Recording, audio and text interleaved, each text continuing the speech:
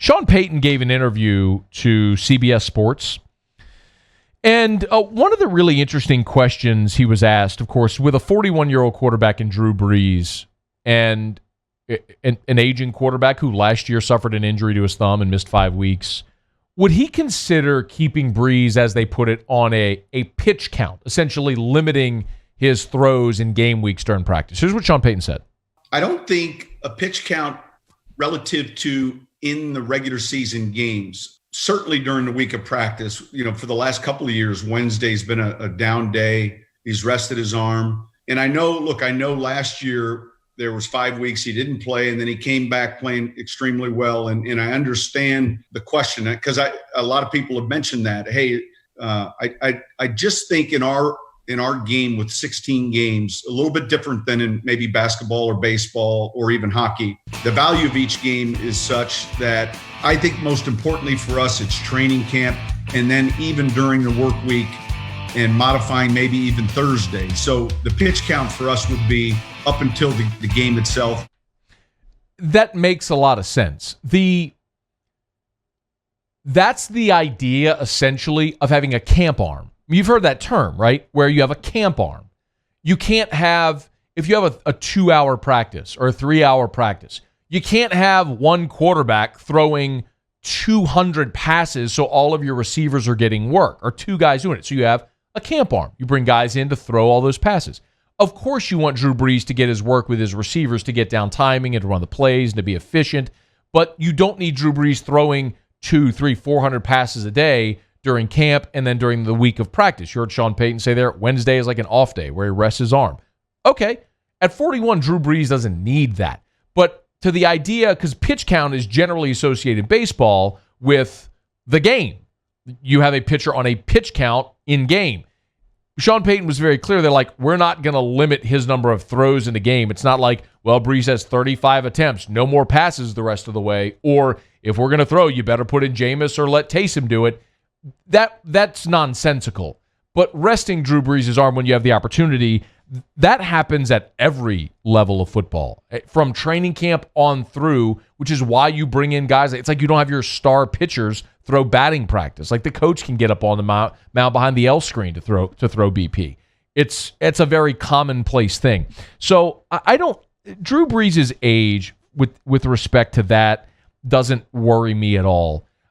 Arm strength, okay. Of course, Drew Brees at 41 isn't going to throw the deep ball as well as he did at 31 or 26. That's human nature. But he's coming off a season where he had his most efficient season, and he was playing his best in the final month of the season. So the age thing with Drew Brees, I think, is overblown. It was, I guess, a good question to ask, but more so, I would say, the bigger part during the week of limiting Brees' reps is the opportunity for Sean Payton and his staff to evaluate Jameis Winston and Taysom Hill. Period. You want Taysom Hill, when Drew Brees is taking his reps at quarterback, playing the Taysom Hill role in this offense, right? I mean, you gave Taysom Hill the contract you did, not because you were paying him as a backup quarterback. You were paying Taysom Hill because of the versatility he brings to your offense. You're paying Taysom Hill to be the receiver, to be the H-back, the tight end, to be the guy that's going to go block a punt, that can line up in the Wildcat and do some RPOs. Like, you need Taysom Hill in that role when Brees is under center. But in days whenever, or times in practice when Drew Brees is going to take time off, I want to maximize my opportunity to see Jameis Winston and Taysom Hill, because if that is your offseason decision as to who's going to be your starting quarterback in 2021, let me get every opportunity I can in whatever limited opportunities you're going to have in practice or training camp this year to see both of those guys run your system at quarterback.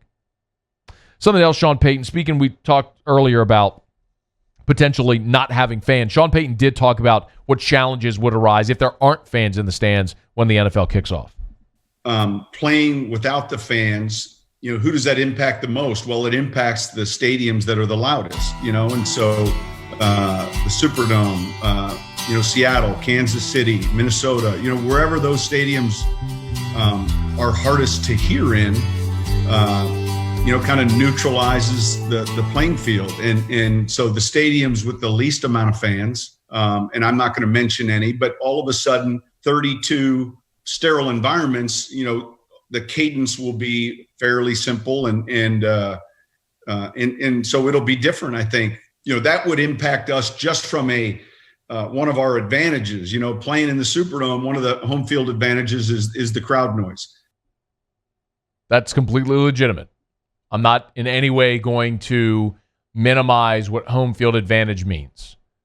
I was also in the Dome for the NFC Championship game against the Rams, and that was the loudest I've ever been in a stadium, especially early when the Saints forced the interception in the first quarter. We know how that game ended. It's important, but it's not the be-all, end-all.